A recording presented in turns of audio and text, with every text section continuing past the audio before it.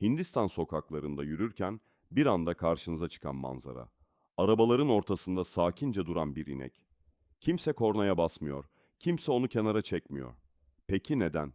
Çünkü bu hayvan milyonlarca insan için sadece bir inek değil, kutsallığın, bereketin ve hatta kimliğin sembolü.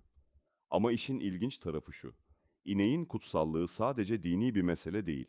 Tarih boyunca tarımın bel kemiği olmuş, sütüyle sofraları beslemiş, mitolojide arzuları gerçekleştiren Kamadhenu'ya dönüşmüş. Krishna'nın çobanlık hikayeleriyle romantize edilmiş, Lakshmi'nin bolluk sembolüyle birleşmiş ve sonra işin içine siyaset girmiş. Kolonyal dönemde çatışmaların, modern Hindistan'da ise yasa tartışmalarının merkezine oturmuş. Yani karşımızda sadece bir hayvan değil, inanç, mit ve çıkarların kesiştiği dev bir kültürel sembol var. Bu videoda Hindular neden ineğe tapıyor sorusunun ardındaki tarihsel kökleri, mitolojik hikayeleri ve günümüzdeki tartışmaları birlikte keşfedeceğiz. Birinci Bölüm Vedik metinlerde ineğin ilk izleri. Hindistan'da ineğin kutsallığının kökenlerini anlamak için binlerce yıl öncesine Vedik böleme geri dönmek gerekir. Bu dönem yalnızca dini metinlerin değil, aynı zamanda toplumsal düzenin, ekonomik ilişkilerin ve kültürel sembollerin şekillendiği bir çağdır. Milattan önce 1500-500 yılları arasında yazıya geçirilen Rig Veda, Yajur Veda, Sama Veda ve Atharva Veda, ineğin sıradan bir hayvan olmaktan çıkıp kutsal bir varlık haline gelmesinin ilk ipuçlarını verir. Vedik toplum, göçebe çoban topluluklardan tarıma dayalı yerleşik düzene geçiş sürecindeydi. Bu dönüşüm, hayvanların, özellikle de ineğin değerini olağanüstü arttırdı. Çünkü inek yalnızca süt veren bir hayvan değil, aynı zamanda tarım için gübre sağlayan, toprağı verimli kılan, günlük yaşamda kullanılan ürünlerin kaynağı olan bir varlıktı. Onun varlığı, köyün devamlılığını, ailenin geçimini ve toplumun refahını garanti altına alıyordu. Bu yüzden Vedik metinlerde inek, Agniya yani öldürülmemesi gereken olarak anıldı. Bu ifade yalnızca dini bir yasak değil, aynı zamanda toplumsal düzeni koruyan bir kural niteliği taşıyordu. Rigveda'da inekler ışığın ve zenginliğin taşıyıcıları olarak tanımlanır. Bu tanım ineğin yalnızca maddi değil, aynı zamanda manevi bir değer taşıdığını gösterir. İnek, tanrılara sunulan kurbanların merkezinde yer almasa da onun ürünleri yani süt, yoğurt, tereyağı ve özellikle safılaştırılmış yağ olan ghee, ritüellerin ayrılmaz parçasıydı. Ateşe sunulan ghee, tanrılarla insanlar arasındaki bağı güçlendiren kutsal bir köprü olarak görülürdü. Böylece inek, doğrudan kurban edilmese bile tanrılarla iletişimin en önemli aracı haline geldi. Vedik dönemde inek, aynı zamanda bir zenginlik ölçütü değildi. Bir kişinin sahip olduğu inek sayısı onun toplumsal statüsünü belirlerdi. Bu nedenle inek, yalnızca dini bir sembol değil, aynı zamanda ekonomik gücün göstergesiydi. Hatta bazı Vedik ilahilerde savaşların ganimeti olarak ineklerden söz edilir. Bu durum, ineğin hem kutsal hem de dünyevi bir değer taşıdığını ortaya koyar. Bir köyün refahı, sahip olduğu inek sürülerinin büyüklüğüyle ölçülürdü. İneğin kutsallığı, Vedik dönemle yalnızca tanrılarla ilişkilendirilmemiş, aynı zamanda toplumsal düzenin korunması için de bir araç haline gelmiştir. İneğe zarar vermek, yalnızca bireysel bir günah değil, topluma karşı işlenmiş bir suç olarak görülmüştür. Bu anlayış, ilerleyen yüzyıllarda ineğin dokunulmazlığını pekiştiren en önemli temellerden biri olmuştur. Vedik metinlerde inek, aynı zamanda kozmik düzenin de bir parçası olarak görülür. Bazı ilahilerde inek gökyüzünden yeryüzüne bereket getiren bir varlık gibi tasvir edilir. Onun sütü yalnızca fiziksel besin değil, aynı zamanda ruhsal arınmanın da sembolü olmuştur. Bu nedenle inek hem günlük yaşamın vazgeçilmez bir unsuru hem de dini ritüellerin merkezinde yer alan kutsal bir figür haline gelmiştir. Sonuç olarak Vedik dönemde ineğin yeri onu sıradan bir hayvandan çok daha fazlası haline getirmiştir. O hem yaşamın kaynağı hem de kutsal düzenin sembolü olarak kabul edilmiştir. Bu dönemde atılan temeller, sonraki yüzyıllarda ineğin Hindu kültüründe kutsal bir varlık olarak görülmesinin başlangıç noktası olmuştur. İneğin kutsallığı yalnızca dini bir inanç değil, aynı zamanda toplumsal düzeni, ekonomik yapıyı ve kültürel kimliği şekillendiren bir unsur haline gelmiştir. İkinci bölüm, Kamadenu efsanesi. Arzuları gerçekleştiren inek. Hint mitolojisinin en dikkat çekici figürlerinden biri, hiç kuşkusuz Kamadenu'dur. Bu efsanevi inek yalnızca bir hayvan değil, sınırsız bereketin ve arzuların gerçekleşmesinin sembolü olarak anlatılır. Onun hikayesi, Vedik dönemde başlayan ineğin kutsallığı fikrini daha da derinleştirir ve soyut bir kavram olmaktan çıkarıp mitolojik bir kişilik haline getirir. Kamadenu, genellikle tüm ineklerin annesi olarak tanımlanır. Onun bedeninde yalnızca süt değil, aynı zamanda evrenin bereketi saklıdır. Mitolojik anlatılarda Kamadenu'nun sahibine istediği her şeyi verdiği söylenir. Yiyecek, içecek, zenginlik ve hatta kutsal güçler. Bu nedenle o, yalnızca bir hayvan değil, aynı zamanda ilahi bir armağan, tanrıların insanlara sunduğu tükenmez bir kaynak olarak görülmüştür. Efsanelere göre Kamadenu, bilge Vasistha'nın aşramında yaşamıştır. Vasistha, tanrılarla insanlar arasında köprü kuran büyük bir bilgindi. Onun yanında bulunan Kamadenu, yalnızca Vasistha'nın değil, aynı zamanda tüm öğrencilerinin ve misafirlerinin ihtiyaçlarını karşılamıştır. Rivayet edilir ki, Vasistha'nın aşramına gelen yüzlerce kişi, Kamadenu'nun sağladığı yiyeceklerle doyurulmuştur. Bu anlatı, ineğin yalnızca bireysel değil, toplumsal refahın da kaynağı olarak görülmesine katkı sağlamıştır. Kamadenu'nun en dikkat çekici yönlerinden biri, onun yalnızca maddi ihtiyaçları değil, aynı zamanda manevi arzuları da karşılamasıdır. Onun sütü, yalnızca besin değil, aynı zamanda ruhsal arınmanın sembolü olarak kabul edilmiştir. Bu nedenle Kamadenu, hem dünyevi hem de ilahi boyutta doyum sağlayan bir varlık olarak tasvir edilmiştir. Mitolojide Kamadenu'nun farklı tasvirleri vardır.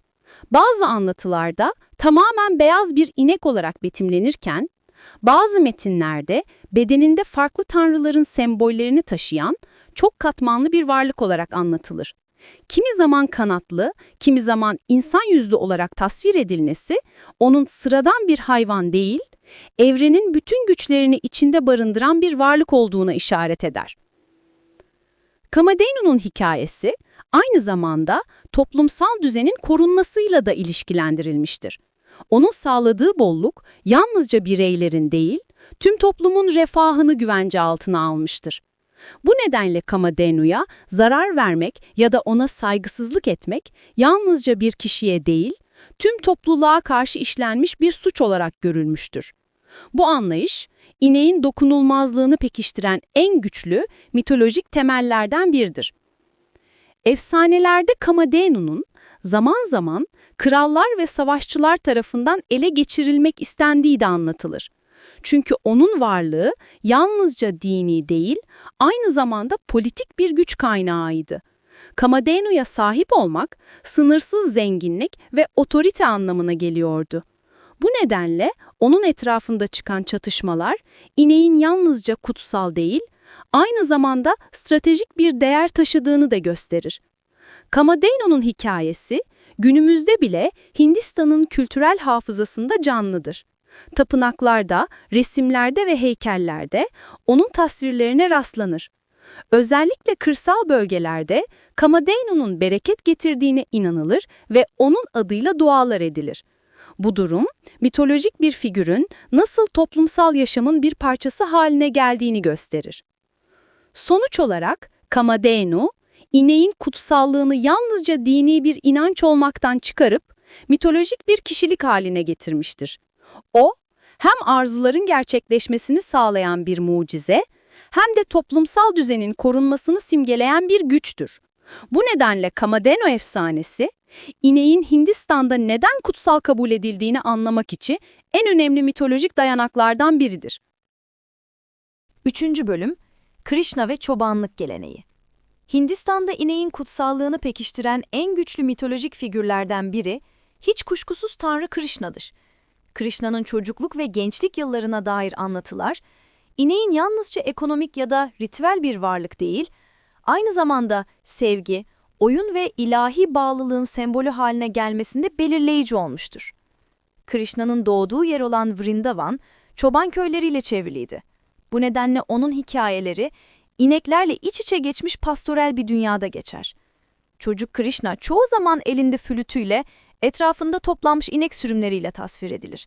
Bu sahneler yalnızca masum bir çocukluk betimlemesi değil, aynı zamanda ineğin kutsallığının halkın günlük yaşamına nasıl işlendiğinin göstergesidir. Krishna'nın çobanlık hikayeleri özellikle Bhagavanta Purana ve diğer Puranik metinlerde ayrıntılı biçimde anlatılır.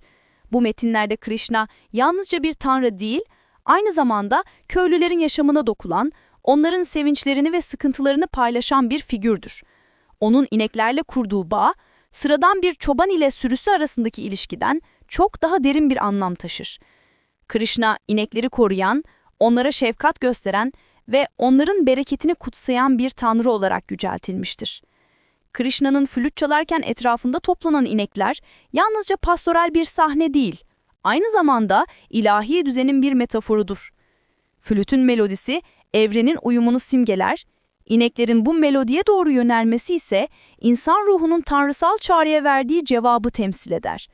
Böylece inek yalnızca maddi bereketin değil, aynı zamanda ruhsal bağlılığın da sembolü haline gelir. Krishna'nın çobanlık hikayeleri aynı zamanda toplumsal bir mesaj da içerir. O, kast sisteminin katı sınırlarını aşarak köylülerle, çobanlarla ve sıradan insanlarla birlikte yaşamıştır. Bu durum, ineğin kutsallığını yalnızca elit sınıfların değil, halkın da sahiplendiğini gösterir. İnek, köylünün günlük yaşamında olduğu kadar, tanrısal mitolojide de merkezi bir yer edinmiştir. Krishna'nın en bilinen unvanlarından biri Govinda ya da Gopala'dır. Bu isimler ineklerin koruyucusu ve ineklerin dostu anlamına gelir. Bu unvanlar Krishna'nın kimliğinin ayrılmaz bir parçası haline gelmiştir. Onun tanrısallığı doğrudan ineklerle kurduğu ilişki üzerinden tanımlanır. Bu durum, ineğin kutsallığının yalnızca ekonomik ya da ritüel bir gerekçeye dayanmadığını, aynı zamanda tanrısal kimliğin bir parçası haline geldiğini gösterir. Krishna'nın çobanlık hikayeleri aynı zamanda toplumsal dayanışmayı da simgeler.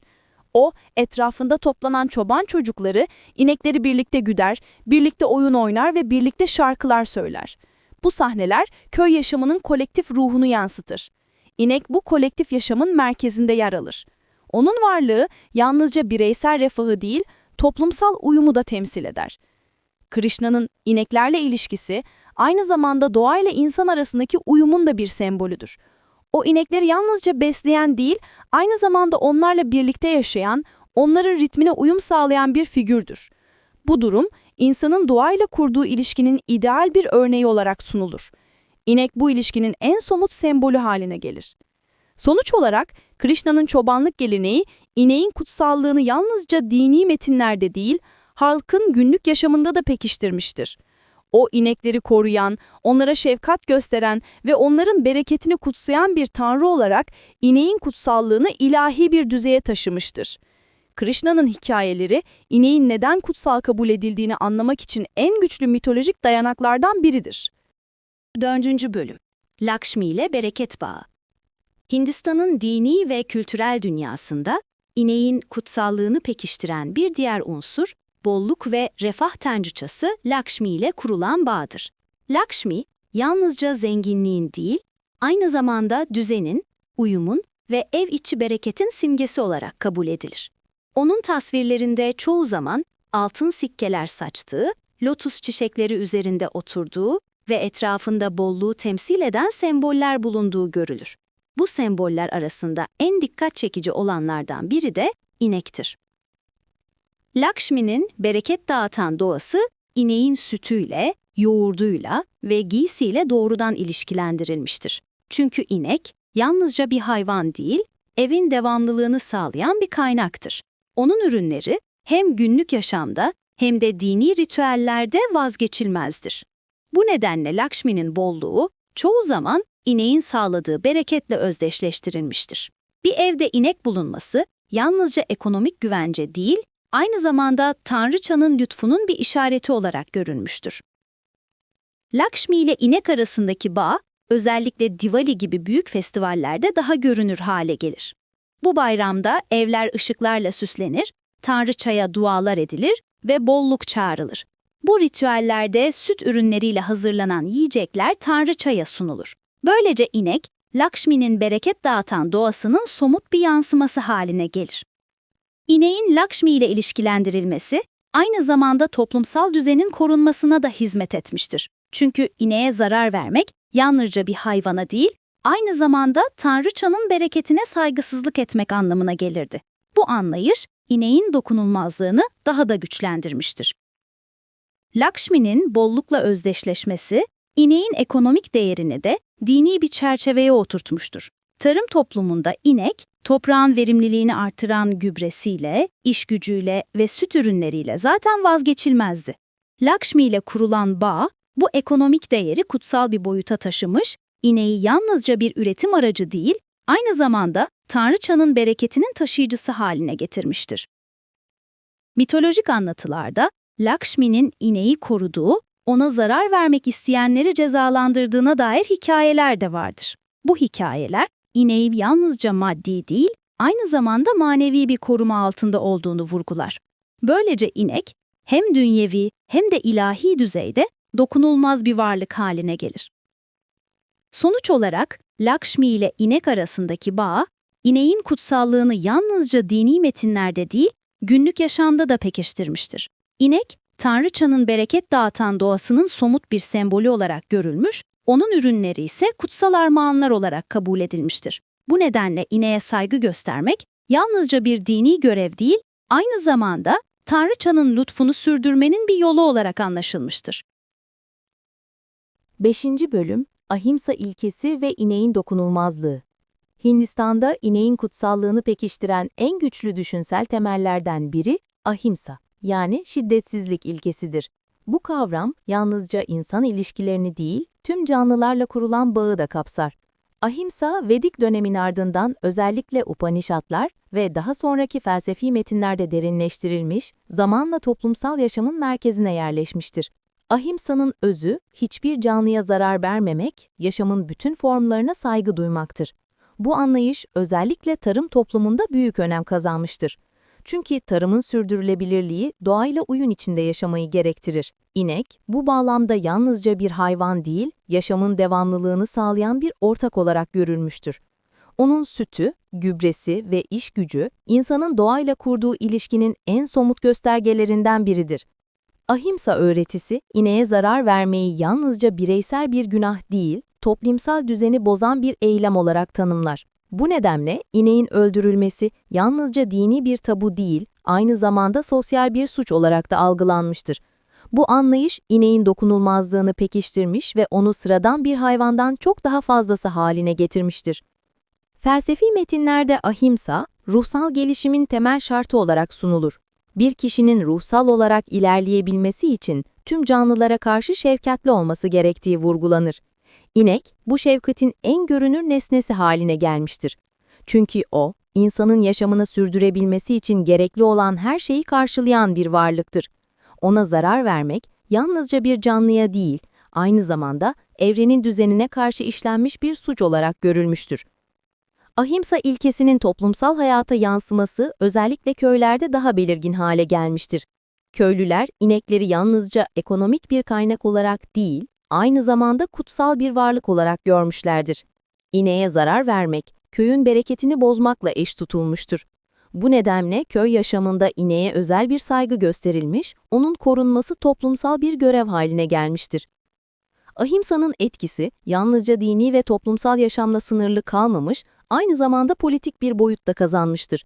Özellikle modern dönemde Mahatma Gandhi'nin öğretilerinde ahimsa, yalnızca bireysel bir erdem değil, toplumsal dönüşümün de anahtarı olarak sunulmuştur.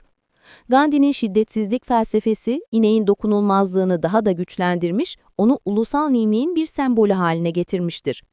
Ahimsa ilkesi ineğin kutsallığını yalnızca dini bir inanç olmaktan çıkarıp felsefi ve toplumsal bir zorunluluk haline getirmiştir.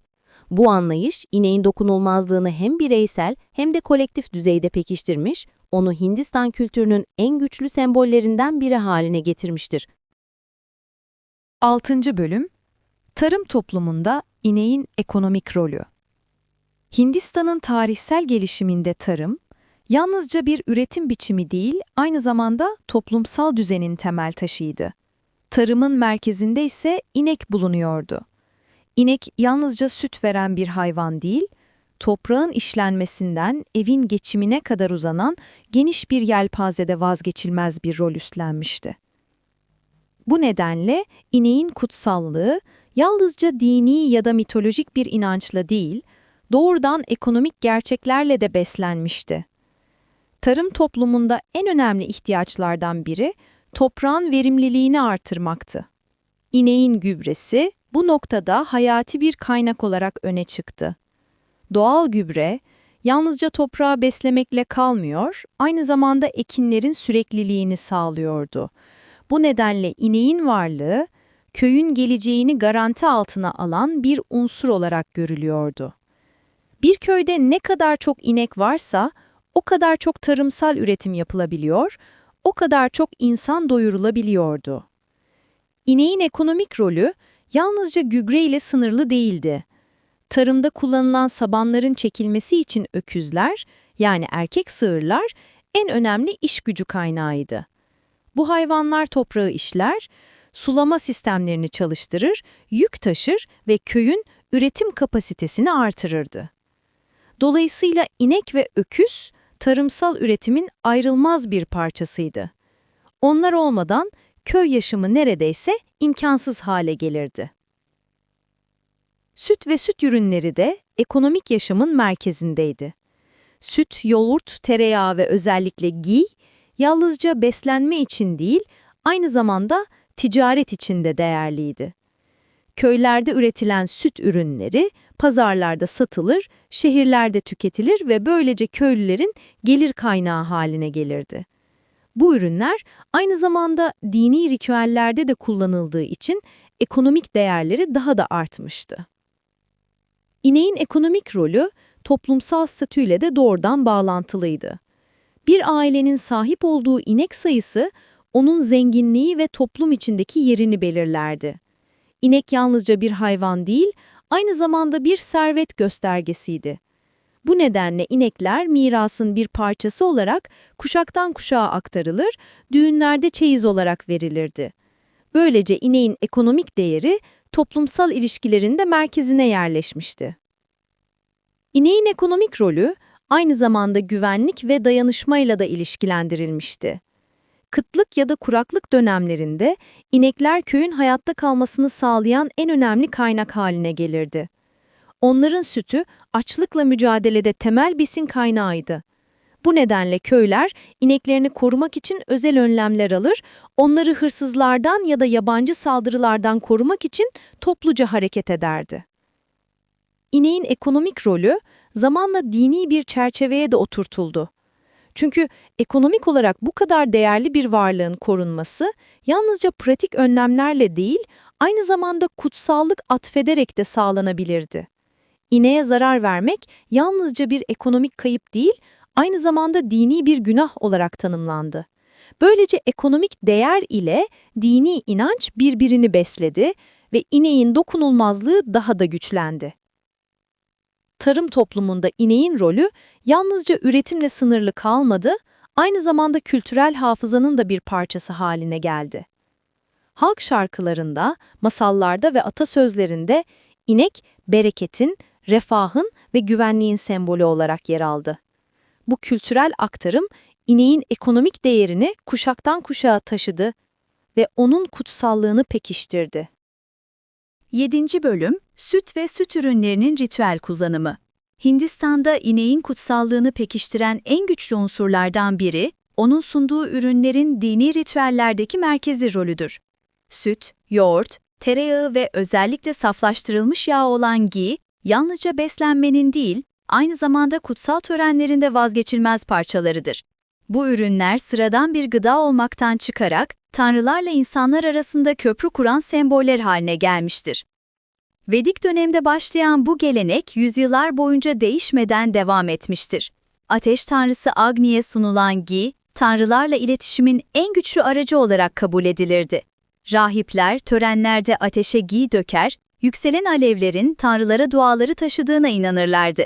Bu uygulama, ineğin ürünlerini yalnızca maddi değil, aynı zamanda manevi bir değerle de donatmıştır.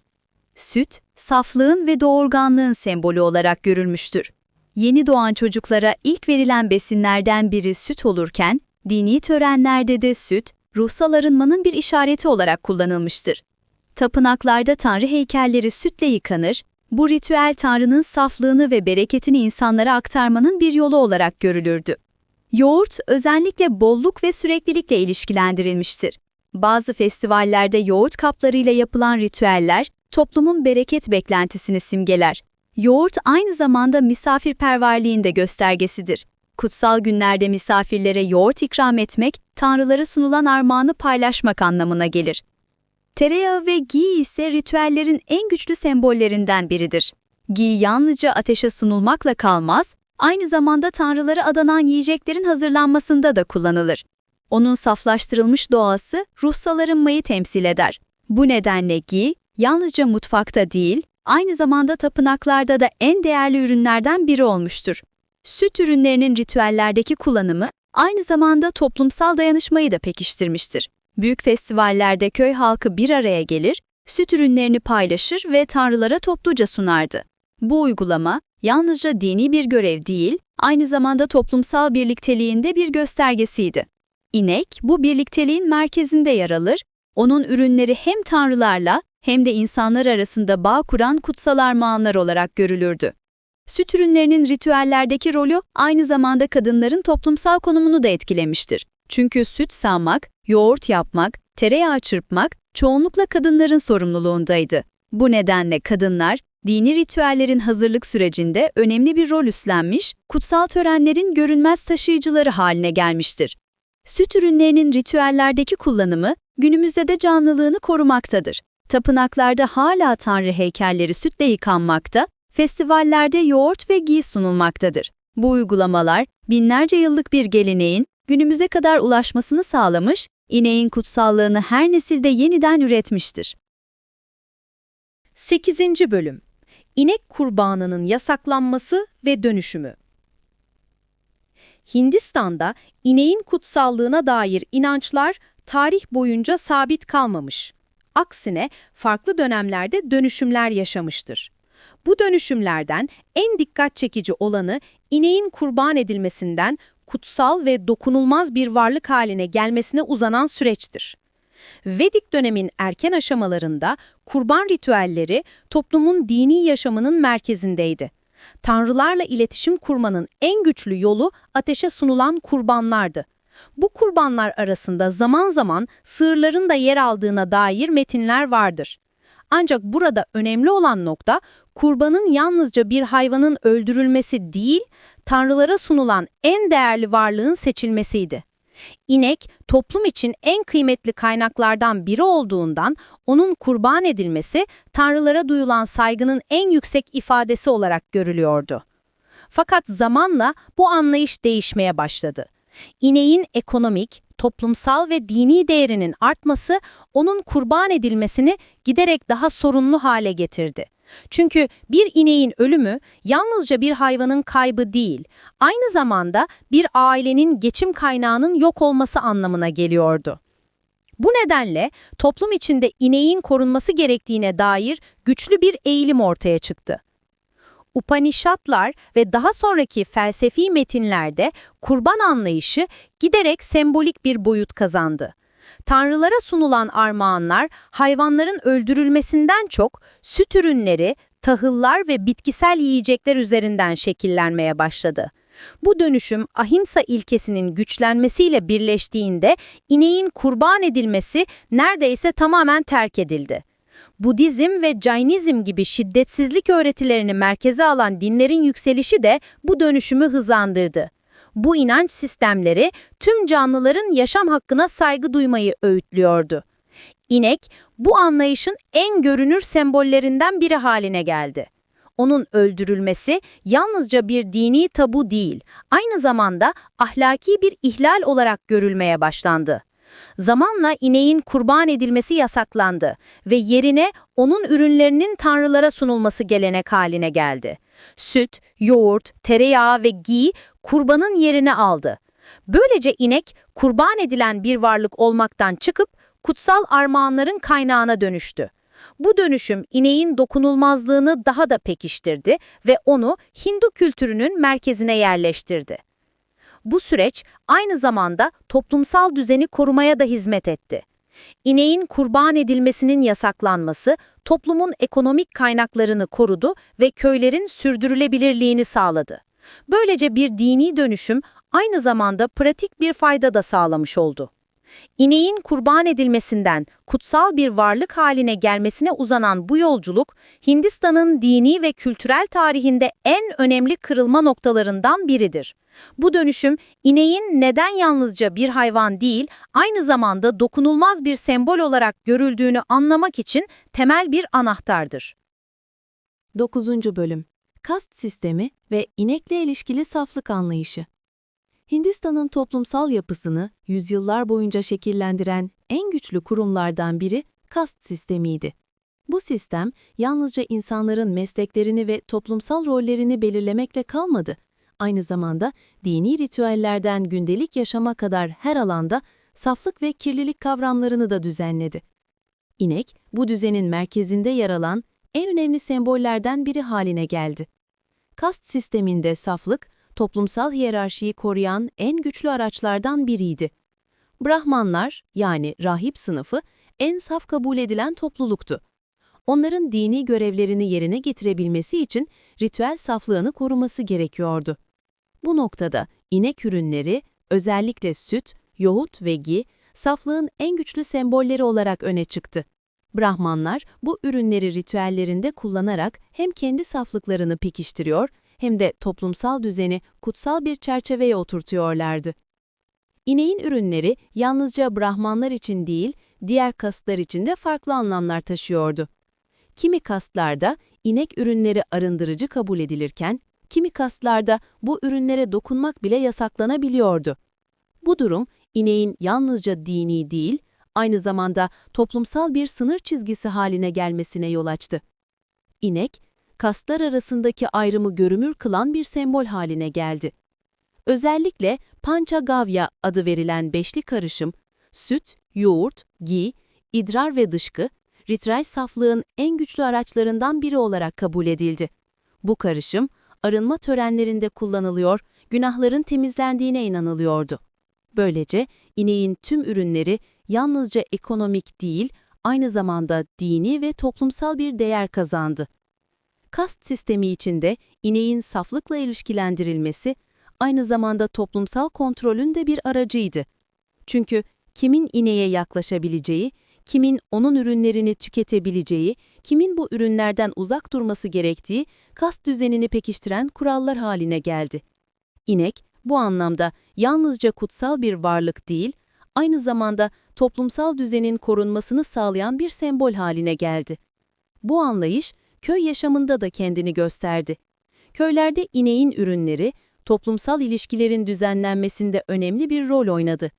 Kimlerin birlikte yemek yiyebileceği, kimlerin aynı kaptan süt içebileceği, kimlerin ineğin ürünlerine dokunabileceği, kast düzeninin görünür hale geldiği alanlardan biriydi. Böylece inek yalnızca dini bir sembol değil, aynı zamanda toplumsal sınırların da belirleyicisi oldu. İneğin saflıkla ilişkilendirilmesi, aynı zamanda kadınların toplumsal rolünü de etkiledi. Kadınlar, süt sağma, yoğurt yapma ve ghee hazırlama görevleriyle saflığın taşıyıcıları haline geldiler. Bu görevler, onların toplumsal içindeki yerini belirledi ve dini ritüellerde görünmez ama vazgeçilmez bir rol üstlenmelerini sağladı. Kast sistemi içinde ineğin saflıkla ilişkilendirilmesi, yüzyıllar boyunca toplumsal düzenin korunmasına hizmet etti. İnek yalnızca bir hayvan değil, aynı zamanda toplumsal hiyerarşinin görünür kılındığı bir sembol haline geldi. Onun ürünleri, saflığın ve kirliliğin sınırlarını belirleyen en güçlü araçlardan biri olarak kullanıldı. 10. Bölüm. İnek dışkısı ve idrarının arındırıcı kabul edilmesi. Hindistan'da ineğin kutsallığı yalnızca sütü, yoğurdu ya da giysiyle sınırlı kalmamış, onun en sıradan görünen yan ürünleri bile dini ve toplumsal bir anlam kazanmıştır. İnek dışkısı ve idrarı yüzyıllar boyunca yalnızca tarımsal ya da pratik amaçlarla değil, aynı zamanda arındırıcı ve kutsal nitelikleriyle de kullanılmıştır. Bu durum, ineğin kutsallığını günlük yaşamın en basit ayrıntılarına kadar taşımıştır. Köy yaşamında inek dışkısı evlerin duvarlarını ve zeminlerini sıvamak için kullanılırdı. Bu uygulama yalnızca pratik bir temizlik yöntemi değil, aynı zamanda arındırıcı bir ritüel olarak görülürdü. İnek dışkısıyla sıvanmış evler, kötü ruhlardan ve uğursuzluklardan korunmuş kabul edilirdi. Bu anlayış, köylerin mimarisine kadar işlemiş, inek ürünlerini gündelik yaşamın ayrılmaz bir parçası haline getirmiştir. İnek idrarı da benzer şekilde kutsal kabul edilmiştir. Geleneksel tıpta, yani Ayurveda'da, inek idrarının şifa verici özelliklere sahip olduğuna inanılmıştır. Çeşitli hastalıkların tedavisinde, arındırıcı kürlerde ve dini temizlik ritüellerinde kullanılmıştır. Bu uygulamalar, ineğin yalnızca ekonomik, değil aynı zamanda tıbbi ve manevi bir kaynak olarak görülmesine yol açmıştır. Ritüel saflık anlayışında Pançagavya adı verilen beşli karışım, süt, yoğurt, ghee, idrar ve dışkı özel bir yere sahiptir. Bu karışım, günahların temizlenmesi, ruhsal arınma ve dini törenlerde saflığın yeniden kazanılması için kullanılmıştır. Böylece ineğin tüm ürünleri kutsal bir bütünün parçaları haline gelmiştir. İnek dışkısı ve idrarının arındırıcı kabul edilmesi, aynı zamanda toplumsal düzenin korunmasına da hizmet etmiştir. Çünkü bu ürünlerin kullanımı yalnızca pratik bir temizlik değil, aynı zamanda dini bir görev olarak görülmüştür. Köylerde, evlerin düzenli olarak inek dışkısıyla sıvanması yalnızca hijyen değil, aynı zamanda kutsal bir sorumluluk olarak anlaşılmıştır. Bu anlayış günümüzde de tamamen kaybolmuş değildir. Modern Hindistan'da hala bazı bölgelerde inek dışkısı yakıt olarak kullanılmakta, idrarı ise geleneksel tıpta değerlendirilmektedir. Ayrıca bazı dini gruplar bu ürünlerin arındırıcı gücüne olan inançlarını sürdürmektedir. Bu durum, binlerce yıllık bir geleneğin modern dünyada bile varlığını koruduğunu gösterir. İneğin en sıradan görünen yan ürünleri bile kutsal kabul edilmesi, onun dokunulmazlığını daha da pekiştirmiştir. İnek, yalnızca besin sağlayan bir varlık değil, aynı zamanda evleri, bedenleri ve ruhları arındıran bir güç kaynağı olarak görülmüştür. 11. Bölüm. Köy kültüründe ineğin aile üyesi olarak görülmesi. Hindistan'ın kırsal yaşamında inek yalnızca ekonomik bir kaynak ya da dini bir sembol değil, aynı zamanda evin bir parçası, adeta aileden biri olarak kabul edilmiştir. Köylerdeki günlük yaşamı gözlemlediğimizde ineğin evin merkezinde konumlandığını görmek mümkündür. Onun varlığı yalnızca süt ve ürünleriyle değil, aynı zamanda manevi bir güvenceyle de ilişkilendirilmiştir. Köy evlerinin çoğunda inekler, insanların yaşadığı alanlara çok yakın tutulur. Sabahları kadınlar süt sağarken çocuklar ineğin etrafında oynar, erkekler ise tarlaya gitmeden önce hayvanları kontrol eder. Bu sahneler, ineğin yalnızca bir üretim aracı değil, evin gündelik ritminin ayrılmaz bir parçası olduğunu gösterir. İnek, evin bereketini temsil eder. Onun varlığı ailenin geleceğine dair bir güvence olarak görülür. Köy kültüründe ineklere özel bir sevgi ve saygı gösterilir. Onlara çiçeklerle süsleme yapılır, alınlarına renkli boyalar sürülür, dini bayramlarda özel yiyecekler sunulur. Bu uygulamalar, ineğin yalnızca kutsal bir varlık değil, aynı zamanda sevilen bir aile bireyi gibi görülmesinin en somut göstergeleridir. İneğin aileyle kurduğu bu bağ, aynı zamanda toplumsal dayanışmayı da güçlendirir. Komşular arasında süt paylaşımı, düğünlerde ya da festivallerde ineğin ürünlerinin topluca kullanılması, köy yaşamının kolektif ruhunu yansıtır. İnek, bu dayanışmanın merkezinde yer alır. Onun ürünleri, yalnızca bir ailenin değil, tüm köyün refahını temsil eder. Çocukların ineklerle kurduğu ilişki de dikkat çekicidir. Küçük yaşlardan itibaren çocuklar, ineklere bakmayı öğrenir, onları besler, su taşır. Bu süreç, yalnızca hayvan bakımı değil, aynı zamanda sorumluluk duygusunun da bir parçasıdır. İnek, çocukların büyüme sürecinde bir öğretmen gibi rol oynar. Onlara sabrı, şefkati ve doğayla uyumu öğretir. Köy kültüründe ineğin aile üyesi olarak görülmesi aynı zamanda dini inançlarla da desteklenmiştir. İneğe zarar vermek yalnızca ekonomik bir kayıp değil, aynı zamanda evin bereketini bozmakla eş tutulur. Bu nedenle köylerde ineğe özel bir özen gösterilir. Onun sağlığı ve mutluluğu ailenin sorumluluğu olarak kabul edilir. İneğin aileyle kurduğu bu güçlü bağ, Hindistan'ın kırsal yaşamında yüzyıllar boyunca korunmuş ve günümüzde de varlığını sürdürmektedir. Modernleşmeye rağmen köylerde inek hala evin merkezinde yer almakta, aile bireyleriyle birlikte yaşamaktadır. Onun varlığı yalnızca geçmişin bir geleneği değil, aynı zamanda bugünün de yaşayan bir kültürel gerçektir. 12. Bölüm İnek festivalleri ve toplumsal kutlamalar. Hindistan'ın kültürel yaşamında inek yalnızca gündelik hayatın bir parçası değil, aynı zamanda toplumsal kutlamaların ve dini festivallerin de merkezinde yer alır. Yüzyıllardır süregelen bu gelenekler, ineğin kutsallığını yalnızca bireysel inanç düzeyinde değil, kolektif bir deneyim olarak da pekiştirmiştir. Köylerde ve şehirlerde düzenlenen festivallerde inekler özenle süslenir. Alınlarına renkli boyalar sürülür, boynuzlarına parlak kumaşlar bağlanır, vücutlarına çiçeklerden yapılmış kolyeler takılır. Bu süslemeler yalnızca estetik bir tercih değil, aynı zamanda hayvana duyulan saygının ve minnettarlığın bir ifadesidir. İnek bugünlerde sıradan bir hayvan olmaktan çıkar, kutsal bir misafir gibi onurlandırılır. En bilinen festivallerden biri Govardhan Puca'dır. Bu bayramda Krishna'nın inekleri koruduğu efsanesi anılır. İnsanlar inekleri süsleyerek sokaklarda dolaştırır, onlara özel yiyecekler sunar. Bu ritüel, Krishna'nın çobanlık geleneğiyle birleşerek ineğin kutsallığını daha da görünür kılar. Bir diğer önemli kutlama ise Makar Sankranti'dir. Bu festivalde tarımın bereketi kutlanır ve inekler toprağın verimliliğini simgeleyen en önemli varlıklar olarak öne çıkar. Köylüler ineklerini süsleyip tarlaların etrafında dolaştırır, böylece yeni ekim döneminin bereketli geçmesi için dua ederler. Festivallerde ineklerin onurlandırılması aynı zamanda toplumsal dayanışmayı da güçlendirir. Köy halkı bir araya gelir, ortak sofralar kurar, süt ürünlerinden yapılan yiyecekleri paylaşır.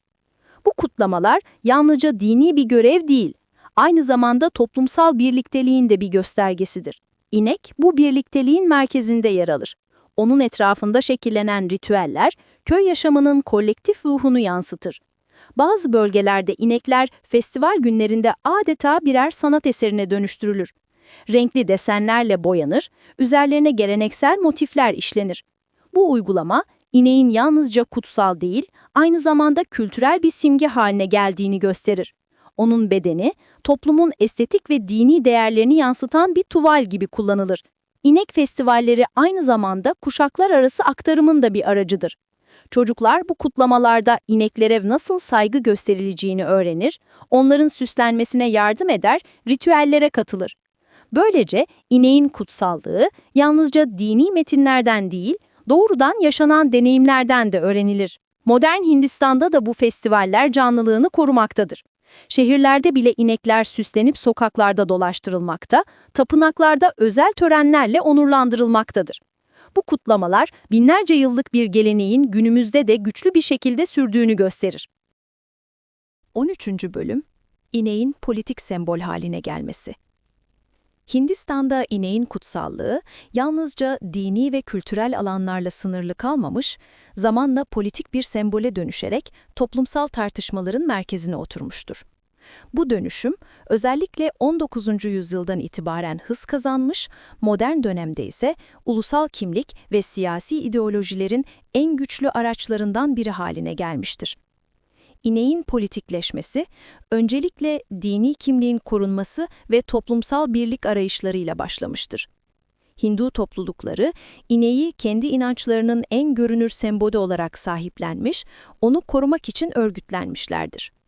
Bu süreçte inek koruma hareketleri ortaya çıkmış, bu hareketler yalnızca dini bir hassasiyet değil, aynı zamanda politik bir duruş olarak da şekillenmiştir. Kolonyal dönemde İngiliz yönetimi altında farklı dini topluluklar arasında yaşanan gerilimlerde inek sık sık bir sembol haline gelmiştir. Müslüman toplulukların inek eti tüketmesi, Hindu topluluklarınsa ineği kutsal kabul etmesi, politik tartışmaların ve toplumsal çatışmaların odak noktası olmuştur. Bu durum, ineğin yalnızca bir hayvan değil, aynı zamanda kimliklerin sınırlarını belirleyen bir unsur haline geldiğini göstermektedir. 20. yüzyılda bağımsızlık mücadelesi sırasında da inek ulusal kimliğin bir parçası olarak öne çıkarılmıştır. Bazı siyasi hareketler ineği Hindistan'ın kültürel bütünlüğünü temsil eden bir sembol olarak kullanmış, onu korumanın ulusal bir görev olduğunu savunmuştur. Bu anlayış bağımsızlık sonrası dönemde de devam etmiş, ineğin politik bir sembol olarak gücünü artırmıştır. Modern Hindistan'da ineğin politik sembol haline gelmesi yasa tartışmalarında da kendini göstermektedir. Bazı eyaletlerde inek kesimi yasaklanmıştır. Bu yasaklar politik partiler arasında tartışma konusu olmuştur. İnek bu noktada yalnızca dini bir değer değil, aynı zamanda politik bir araç haline gelmiştir. Onun etrafında şekillenen tartışmalar toplumsal kutuplaşmayı derinleştirmiş, farklı ideolojilerin kendilerini ifade ettiği bir alan yaratmıştır. İneğin politik sembol olarak kullanımı aynı zamanda toplumsal hareketlerin de merkezinde yer almıştır. Protestolarda, mitinglerde ve seçim kampanyalarında inek figürü sık sık kullanılmış, bu figür üzerinden kimlik, aidiyet ve ideoloji tartışmaları yürütülmüştür. Böylece inek yalnızca dini bir sembol değil, aynı zamanda politik bir dilin de en güçlü metaforlarından biri haline gelmiştir. Bugün Hindistan'da ineğin politik sembol olarak kullanımı hem dini inançların hem de toplumsal kimliklerin kesişim noktasında durmaktadır. Onun etrafında şekillenen tartışmalar yalnızca geçmişin bir mirası değil, aynı zamanda günümüzün de en canlı politik meselelerinden biridir. 14. yüzyılda Hindistan, İngiliz sömürge yönetiminin baskısı altında büyük toplumsal dönüşümler yaşarken, ineğin kutsallığı yalnızca dini bir mesele olmaktan çıkıp doğrudan politik ve toplumsal çatışmaların merkezine oturdu. Bu dönemde inek hem Hindu kimliğinin korunmasının sembolü hem de sömürge karşıtı direnişin görünür işaretlerinden biri haline geldi. İngiliz yönetimi, Hindistan'daki farklı dini toplulukların hassasiyetlerini çoğu zaman göz ardı etti. Müslüman toplulukların inek eti tüketmesi, Hindu toplulukların ise ineği kutsal kabul etmesi, sömürge döneminde giderek daha büyük bir gerilim kaynağına dönüştü. İngilizler bu farklılıkları yönetmek yerine çoğu zaman kendi çıkarları doğrultusunda kullanarak toplumsal ayrışmayı derinleştirdi. Bu durum, ineğin yalnızca dini değil, aynı zamanda politik bir sembol haline gelmesine yol açtı. 19. yüzyılın ortalarında başlayan inek koruma hareketleri bu gerilimin en görünür örneklerinden biriydi. Hindu topluluklar ineklerin kesilmesine karşı örgütlenmeye başladılar. Bu hareketler yalnızca dini bir hassasiyetin ifadesi değil, aynı zamanda İngiliz yönetimine karşı bir direniş biçimi olarak da görüldü. İneğin korunması, ulusal kimliğin ve kültürel bütünlüğün korunmasıyla özdeşleştirildi. Bu dönemde yaşanan en dikkat çekici olaylardan biri, 1857'deki sipahi ayaklanması sırasında ortaya çıktı. İngiliz ordusunda görev yapan Hintli askerlerin, tüfek fişeklerinin yağlanmasında inek ve domuz yağı kullanıldığına dair söylentiler büyük bir isyana yol açtı. Hindu askerler için inek yağı, Müslüman askerler içinse domuz yağı, dini inançlarına doğrudan bir hakaret olarak algılandı. Bu söylenti zaten var olan huzursuzluğu alevlendirdi ve İngiliz yönetimine karşı büyük bir ayaklanmanın fitilini ateşledi. Böylece inek doğrudan sömürge karşıtı bir direnişin sembolü haline geldi. Kolonyal dönemde inek üzerinden yaşanan çatışmalar yalnızca dini topluluklar arasında değil, aynı zamanda farklı sosyal sınıflar arasında da kendini gösterdi. Köylüler için inek, geçim kaynağı ve bereketin sembolüydü. Onun korunması yalnızca dini bir görev değil, aynı zamanda ekonomik bir zorunluluktu. Şehirdeki elit kesimler içinse ineğin korunması, kültürel kimliğin ve ulusal onurun bir göstergesi haline geldi. Böylece ineğin kutsallığı, farklı toplumsal grupları ortak bir amaç etrafında birleştiren güçlü bir sembole dönüştü. İngiliz yönetimi bu hareketleri bastırmaya çalışsa da ineğin etrafında şekillenen direniş, sömürge karşıtı mücadelenin en güçlü damarlarından biri haline geldi. İnek bu dönemde yalnızca dini bir sembol değil, aynı zamanda özgürlük arayışının da bir işareti oldu. 15. Bölüm Modern Hindistan'da inek ve kimlik siyaseti. Bağımsızlık sonrasında Hindistan, çok dinli, çok dilli ve çok kültürlü yapısıyla ulusal bir kimlik inşa etmeye çalışırken, ineğin kutsallığı bu sürecin en tartışmalı sembollerinden biri haline geldi. İnek, bir yandan Hindu çoğunluğun dini hassasiyetlerini temsil ederken, diğer yandan farklı toplulukların yaşam biçimleriyle çatışma noktası oluşturdu. Bu durum, ineği modern Hindistan siyasetinde yalnızca dini değil, aynı zamanda kimliksel bir sembol haline getirdi. Bağımsızlığın ilk yıllarında anayasa yapıcıları dini çeşitliliği korumaya çalışırken ineğin korunması meselesi gündeme geldi. Bazı gruplar ineğin bir ulusal sembol olarak anayasal güvence altına alınmasına talep etti. Ancak bu talep farklı dini toplulukların hassasiyetleri nedeniyle tartışmalı bir konuya dönüştü. İnek bu noktada yalnızca bir hayvan değil, ulusal kimliğin sınırlarını belirleyen bir unsur haline geldi. 20. yüzyılın ikinci yarısında özellikle kırsal bölgelerde ineğin korunması, politik partilerin seçim kampanyalarında sıkça kullanılan bir tema oldu. İnek, köylülerin geçim kaynağı ve bereketin sembolü olarak sahiplendirildi. Politikacılar, ineği koruma vaadiyle halkın desteğini kazanmaya çalıştılar. Bu süreçte ineğin kutsallığı dini bir inançtan çok daha fazlası haline gelerek politik bir araç olarak kullanılmaya başlandı. Modern Hindistan'da ineğin kimlik siyasetiyle ilişkilendirilmesi özellikle şehirlerde ve kırsal bölgelerde farklı biçimlerde kendini gösterdi. Şehirlerde yaşayan genç kuşaklar için inek çoğu zaman geleneksel bir sembol olarak görülürken, kırsal bölgelerde onun kutsallığı hala günlük yaşamın merkezinde yer aldı. Bu farklılık, ineğin modern Hindistan'da nasıl çok katmanlı bir sembol haline geldiğini ortaya koydu. İneğin kimlik siyasetiyle ilişkilendirilmesi aynı zamanda toplumsal kutuplaşmayı da derinleştirdi. Bazı gruplar için ineğin korunması, Hindu kimliğinin en güçlü ifadesi haline gelirken, diğer topluluklar için bu durum kendi yaşam biçimlerine yönelik bir baskı olarak algılandı. Bu nedenle ineğin kutsallığı, modern Hindistan'da yalnızca dini bir mesele değil, aynı zamanda toplumsal çatışmaların da kaynağı oldu. Bugün Hindistan'da ineğin kimlik siyasetiyle ilişkilendirilmesi hala canlı bir tartışma konusudur. Politik partiler seçim kampanyalarında ineği bir sembol olarak kullanmaya devam etmekte, toplumsal gruplarsa onun etrafında kimliklerini tanımlamaktadır. İnek bu bağlamda modern Hindistan'ın en güçlü ve en tartışmalı sembollerinden biri olarak varlığını sürdürmektedir. 16. Bölüm İnek eti yasağı tartışmaları.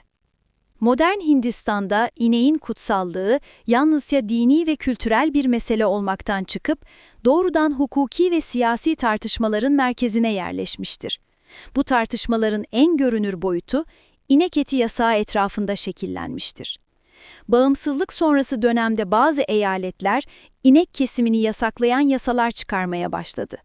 Bu yasaların gerekçesi ineğin Hindu inancındaki kutsal konumunun korunmasıydı. Ancak Hindistan çok dinli ve çok kültürlü bir ülke olduğundan bu yasaklar farklı topluluklar arasında gerilimlere yol açtı. Müslümanlar, Hristiyanlar ve bazı kast grupları için inek eti geleneksel beslenme alışkanlıklarının bir parçasıydı. Dolayısıyla yasağın uygulanması yalnızca dini bir hassasiyetin korunması değil, aynı zamanda toplumsal yaşam biçimlerinin sınırlandırılması olarak algılandı. İnek eti yasağı aynı zamanda ekonomik bir boyuta da sahiptir.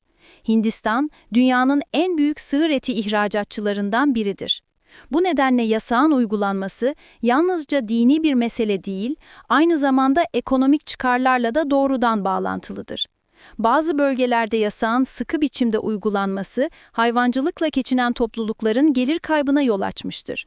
Bu durum, yasağın yalnızca dini değil, aynı zamanda sınıfsal ve ekonomik bir tartışma konusu haline gelmesine neden olmuştur. Siyasi partiler, ineğin kutsallığını ve inek eti yasağını seçim kampanyalarında sık sık gündeme getirmiştir. Bazı partiler yasağı savunarak Hindu kimliğini koruduklarını vurgulamış, diğerleri ise yasağın toplumsal çeşitliliğe zarar verdiğini dile getirmiştir. Böylece inek eti yasağı yalnızca bir gıda meselesi değil, aynı zamanda kimlik, özgürlük ve eşitlik tartışmalarının da merkezine yerleşmiştir. Toplumsal düzeyde ise yasağın uygulanması zaman zaman şiddet olaylarına yol açmıştır. İnek kesimiyle suçlanan kişilere yönelik saldırılar, linçler ve toplumsal çatışmalar, ineğin kutsallığının modern Hindistan'da ne kadar güçlü ve aynı zamanda ne kadar tartışmalı bir sembol olduğunu göstermektedir. Bugün Hindistan'da inek eti yasağı hala canlı bir tartışma konusudur. Bazı eyaletlerde sıkı biçimde uygulanırken diğerlerinde daha esnek bir yaklaşım benimsenmektedir. Bu farklılık, Hindistan'ın çok katmanlı yapısını ve ineğin bu yapı içindeki karmaşık rolünü gözler önüne serer. 17. Bölüm İnek ve ekonomik çıkar ilişkileri. Hindistan'da ineğin kutsallığı yalnızca dini ve kültürel bir inanç olarak değil, aynı zamanda ekonomik çıkarlarla da yakından bağlantılıdır. Yüzyıllar boyunca inek, köylünün geçim kaynağı, tüccarın ticaret aracı ve devletin ekonomik düzeninde stratejik bir unsur olmuştur. Bu nedenle ineğin korunması ve kutsanması aynı zamanda ekonomik çıkarların da korunması anlamına gelmiştir. Köy yaşamında inek tarımsal üretimin merkezinde yer alır. Onun sütü, yoğurdu, tereyağı ve giysi yalnızca beslenme için değil, aynı zamanda pazarlarda satılarak gelir elde etmek için de kullanılır. Bu ürünler köylülerin nakit akışını sağlayan en önemli kaynaklardan biridir. Dolayısıyla ineğin korunması köy ekonomisinin sürdürülebilirliği açısından hayati bir önem taşır. İneğin ekonomik rolü yalnızca süt ürünleriyle sınırlı değildir. Onun gübresi tarımda doğal gübre olarak kullanıldığı gibi yakıt olarak da değerlendirilir. Bu durum özellikle kırsal bölgelerde enerji ihtiyacının karşılanmasında büyük bir avantaj sağlar. Böylece inek yalnızca gıda değil, aynı zamanda enerji kaynağı olarak da ekonomik yaşamın merkezinde yer alır. Modern dönemde süt endüstrisinin gelişmesiyle birlikte ineğin ekonomik değeri daha da artmıştır. Hindistan dünyanın en büyük süt üreticilerinden biri haline gelmiş, bu üretim ülke ekonomisinin önemli bir parçası olmuştur. Süt kooperatifleri köylülerin ürünlerini pazara ulaştırmasını kolaylaştırmış, böylece ineğin ekonomik rolü ulusal ölçekte daha da güçlenmiştir. İneğin ekonomik çıkarlarla ilişkilendirilmesi aynı zamanda politik bir boyut da kazanmıştır. Süt endüstrisinin büyümesi, devlet politikalarının şekillenmesinde etkili olmuş, ineğin korunması yalnızca dini bir görev değil, aynı zamanda ekonomik bir strateji haline gelmiştir. Bu nedenle ineğe zarar vermek yalnızca dini bir tabu değil, aynı zamanda ekonomik bir tehdit olarak da algılanmıştır. İneğin ekonomik çıkarlarla ilişkilendirilmesi toplumsal sınıflar arasında da farklı yansımalar bulmuştur. Köylüler için inek geçim kaynağı iken tüccarlar için ticaretin merkezinde yer almıştır. Şehirlerde ise süt ürünleri günlük yaşamın vazgeçilmez bir parçası haline gelmiş, böylece ineğin ekonomik değeri toplumun her kesimine ulaşmıştır. Bugün Hindistan'da ineğin ekonomik çıkarlarla ilişkisi hala güçlü bir şekilde devam etmektedir. Süt endüstrisi tarım ekonomisinin bel kemiğini oluşturmakta, inek ürünleri hem iç pazarda hem de dış ticarette önemli bir rol oynamaktadır. Bu durum ineğin kutsallığının yalnızca dini bir inanç değil, aynı zamanda ekonomik bir zorunluluk olarak da pekişmesini sağlamaktadır. 18. Bölüm İneğin ulusal kimlikteki yeri. Hindistan'ın bağımsızlık sonrası kimlik inşasında inek, yalnızca dini bir sembol değil, aynı zamanda ulusal bir simge olarak da öne çıkmıştır. Yüzyıllar boyunca köy yaşamının, tarımın ve dini ritüellerin merkezinde yer alan inek, modern dönemde Hindistan'ın kültürel bütünlüğünü temsil eden bir unsur haline gelmiştir. Bağımsızlık mücadelesi sırasında ineğin korunması fikri, sömürge karşıtı direnişin bir parçası olarak görülmüştü. Bu anlayış, bağımsızlık sonrasında da devam etti. İnek, Hindistan'ın köklü geleneklerini ve kültürel mirasını temsil eden bir sembol olarak ulusal kimliğin içine yerleştirildi. Onun kutsallığı yalnızca dini bir inanç değil, aynı zamanda ulusal bir değer olarak kabul edildi. Ulusal kimlikte ineğin yeri özellikle kırsal Hindistan'da daha güçlü bir şekilde hissedilir. Köylerde inek yalnızca bir hayvan değil, aynı zamanda Hindistan'ın tarihsel sürekliliğinin bir işareti olarak görülür. Onun varlığı, geçmişle bugün arasında bir köprü kurar. Bu nedenle inek, ulusal kimliğin köylü yaşamıyla bütünleşmiş en güçlü sembollerinden biri haline gelmiştir. İneğin ulusal kimlikteki yeri, aynı zamanda devlet politikalarında da kendini göstermiştir. Bazı eyaletlerde inek kesiminin yasaklanması, yalnızca dini bir hassasiyetin korunması değil, aynı zamanda ulusal kimliğin bir parçasının savunulması olarak sunulmuştur. Bu durum, ineğin kutsallığını hukuki bir çerçeveye taşıyarak onun ulusal sembol niteliğini pekiştirmiştir. Sanatta, edebiyatta ve popüler kültürde de inek, Hindistan'ın ulusal kimliğini yansıtan bir figür olarak sık sık karşımıza çıkar. Filmlerde, resimlerde ve şiirlerde inek, bereketin, saflığın ve ulusal bütünlüğün sembolü olarak işlenmiştir.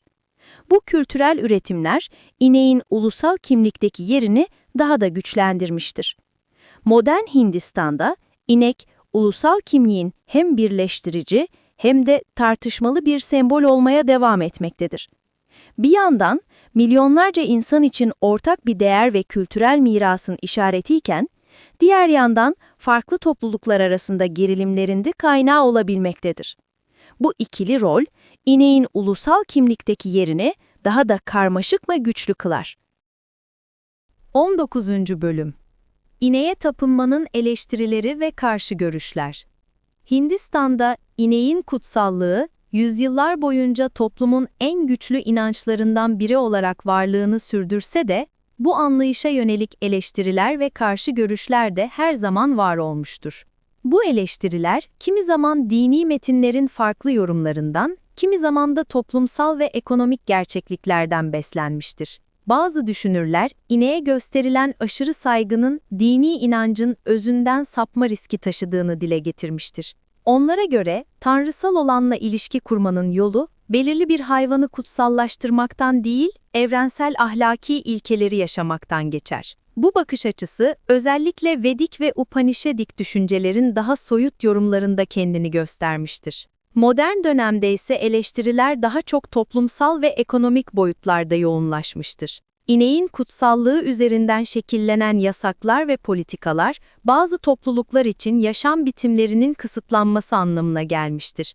Müslümanlar, Hristiyanlar ve bazı kast grupları için inek eti geleneksel bir besin kaynağıdır.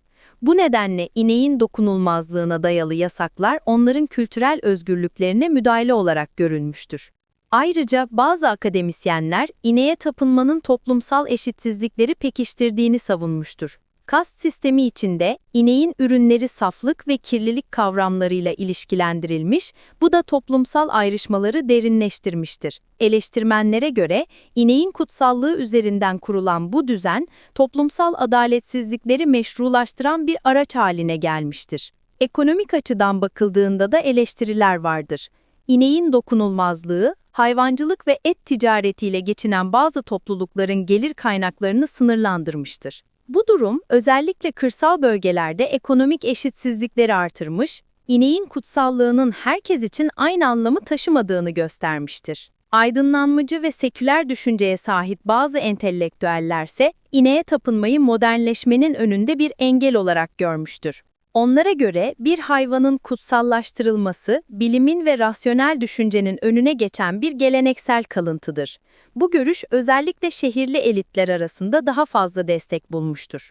Bütün bu eleştiriler, ineğin kutsallığının Hindistan'da ne kadar güçlü ve aynı zamanda ne kadar tartışmalı bir sembol olduğunu ortaya koyar. İneğe tapınma, bir kesim için en yüce dini görevken, diğerleri için toplumsal eşitsizliklerin ve kültürel baskıların kaynağı olarak görülmüştür. 20. Bölüm Kutsal inek kültünün geleceği, inanç mı, araç mı? Hindistan'da ineğin kutsallığı, binlerce yıldır dini, kültürel ve toplumsal yaşamın merkezinde yer aldı. Ancak modernleşme, şehirleşme ve küreselleşme ile birlikte bu kutsallığın geleceği üzerine tartışmalar giderek daha görünür hale geldi. Bugün Hindistan'da inek bir yandan geleneksel inançların en güçlü sembolü olmaya devam ederken, diğer yandan ekonomik, politik ve toplumsal çıkarlarında bir aracı haline gelmiş durumda. Şehirlerde yaşayan genç kuşaklar için ineğin kutsallığı çoğu zaman geçmişten miras alınmış bir gelenek olarak görülüyor. Onlar için inek daha çok kültürel bir sembol ya da ulusal kimliğin bir parçası. Ancak kırsal bölgelerde, özellikle tarımla uğraşan topluluklarda inek hala günlük yaşamın merkezinde, bereketin ve geçim kaynağının somut bir işareti. Bu farklılık, ineğin gelecekteki rolünün toplumun farklı kesimlerinde farklı biçimlerde yaşatılacağını gösteriyor. Ekonomik açıdan bakıldığında süt endüstrisinin büyümesi, ineğin önemini korumasını sağlıyor. Ancak aynı zamanda hayvancılıkla ilgili modern üretim yöntemleri, ineğin geleneksel kutsallığı ile çelişen uygulamaları da beraberinde getiriyor. Büyük ölçekli süt çiftlikleri, ineği kutsal bir varlıktan çok üretim aracı olarak gören bir yaklaşımı güçlendiriyor. Bu durum, kutsallık ile ekonomik çıkar arasındaki gerilimi daha da belirgin hale getiriyor. Politik düzeyde ise ineğin geleceği kimlik tartışmalarıyla yakından bağlantılı. Bazı gruplar ineği ulusal kimliğin ayrılmaz bir parçası olarak savunmaya devam ederken, diğerleri onun politik bir araç haline getirilmesini eleştiriyor. Bu nedenle ineğin geleceği yalnızca dini inançlarla değil, aynı zamanda politik stratejilerle de şekillenecek gibi görünüyor. Küreselleşme ve modern yaşam tarzlarının etkisiyle ineğin kutsallığına dair algılar da dönüşüyor. Bir yandan geleneksel festivaller ve ritüeller hala canlılığını koruyor, diğer yandan şehirlerde yaşayan gençler için bu ritüeller daha çok kültürel bir mirasın parçası olarak anlam kazanıyor. Bu ikili durum, ineğin gelecekte hem inanç hem de araç olarak varlığını sürdüreceğini düşündürüyor. İneğin kutsallığı, Hindistan'ın geçmişiyle bugünü arasında bir köprü kurmaya devam ediyor.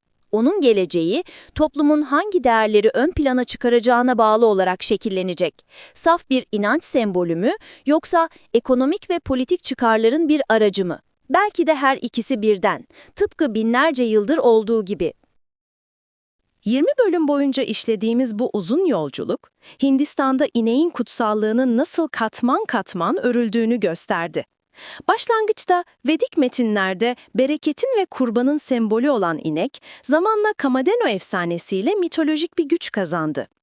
Krishna'nın çobanlık hikayeleriyle sevgi ve ilahi bağlılığın merkezine yerleşti. Lakshmi'nin bereket dağıtan doğasıyla özdeşleşti. Ahimsa ilkesiyle şiddetsizliğin en görünür simgesi haline gelen inek, tarım toplumunda ekonomik yaşamın bel kemiği oldu. Süt ve süt ürünleri ritüellerin ayrılmaz parçasına dönüştü. Kurban anlayışının dönüşümüyle dokunulmazlık kazandı. Kas sistemi içinde saflığın ölçütü, köy kültüründe aileden biri, festivallerde toplumsal birlikteliğin odak noktası oldu. Kolonyal dönemde sömürge karşıtı direnişin sembolüne, bağımsızlık sonrasında ise ulusal kimliğin bir işaretine dönüştü. Modern Hindistan'da ise politik tartışmaların, kimlik mücadelelerin ve ekonomik çıkarların merkezinde yer aldı. İnek eti yasağı, toplumsal kutuplaşmalar, süt endüstrisinin yükselişi ve küreselleşmenin getirdiği yeni yaşam biçimleri, onun kutsallığını hem güçlendirdi hem de tartışmalı hale getirdi. Bugün inek, Hindistan'ın geçmişiyle bugünü arasında bir köprü olarak duruyor. Bir yanda binlerce yıllık inançların ve ritüellerin taşıyıcısı, diğer yanda modern siyasetin, ekonominin ve kimlik tartışmalarının sembolü olarak. Onun